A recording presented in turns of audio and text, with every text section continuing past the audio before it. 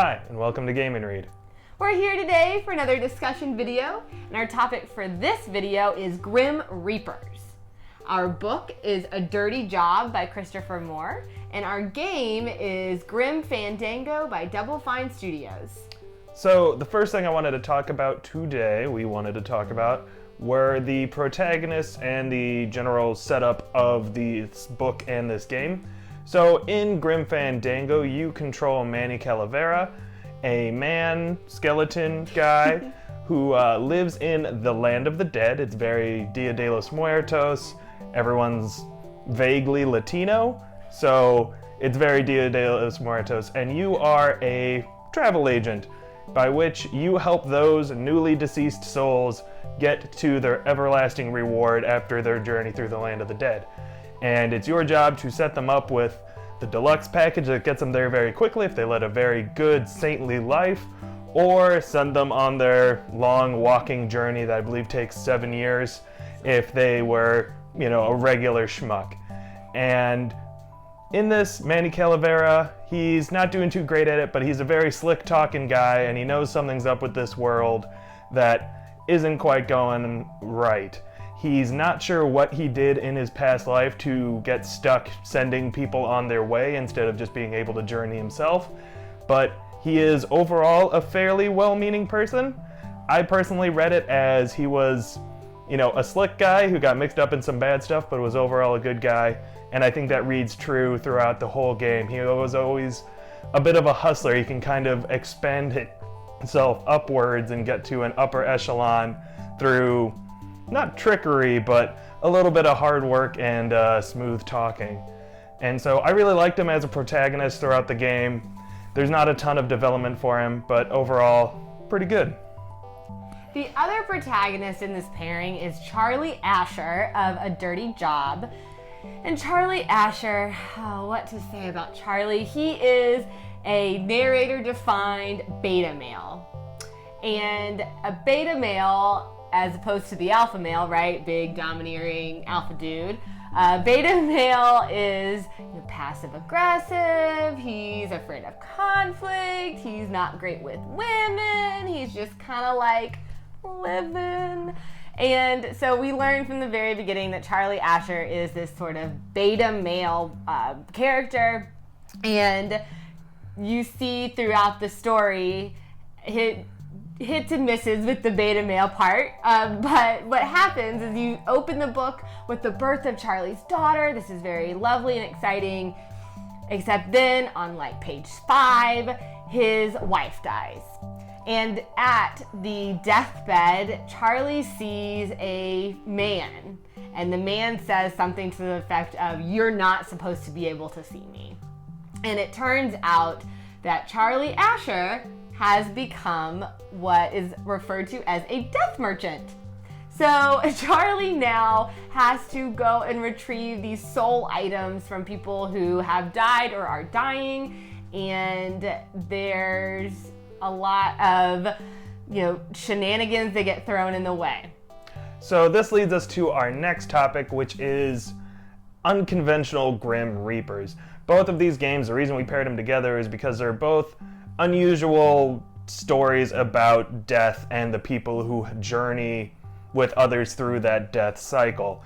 In A Dirty Job, you have Charlie Asher, who's a death merchant, and what he does is when somebody is about to pass, their soul gets attached to a possession of theirs. It could be a prized possession, something sort of mundane like their favorite CD, something like that, and it is Charlie's job and the other death merchants like him, as they say in the book, there's about 12 in the San Francisco area where the book is set, and he has to retrieve that.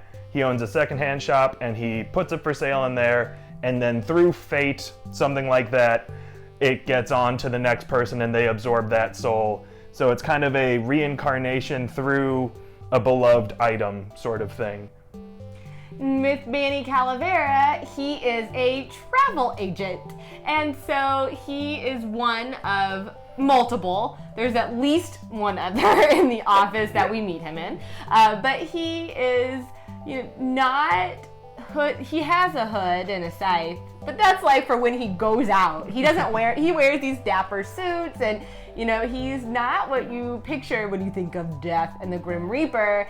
And his job is that's non-traditional, helping people get to the next stage as well, because he doesn't take them there, he facilitates their travel. And so it's a very different way of getting the soul from one place to the next in both cases. Yes, and while we did disagree on what we liked about the two different things, I definitely liked the game a lot more. Aaron seemed a bit more split. I love the story of the game. I think the story of the game is phenomenal, but... However, we both agreed that we really liked the concept set up by both the game designers and writers and the author of A Dirty Job. They both did a really interesting job kind of creating this world around death and these interesting occupations. And one of the things that makes both the game and the book kind of distinct, and something we both really enjoyed, was that they cover multiple years. Both the game and the book are very deliberately multi-year narratives, which is a unique take, especially in this kind of fast-paced world of both, I think, the book and the game. You've got this story, but it spans a long time. So you're able to see all these different times and places and people that cycle in and out, as well as the character development with those main characters. You know, in A Dirty Job, it's Charlie and his daughter, and in Grim Fandango, it's Manny and his land demon, Glottis, which Glottis was adorable, but that's beside the point. So this multi-year narrative is a really interesting way to approach this story and really adds this more complex, but just a different perspective on how you think about events, whether they're of no consequence at first, or maybe they're really important.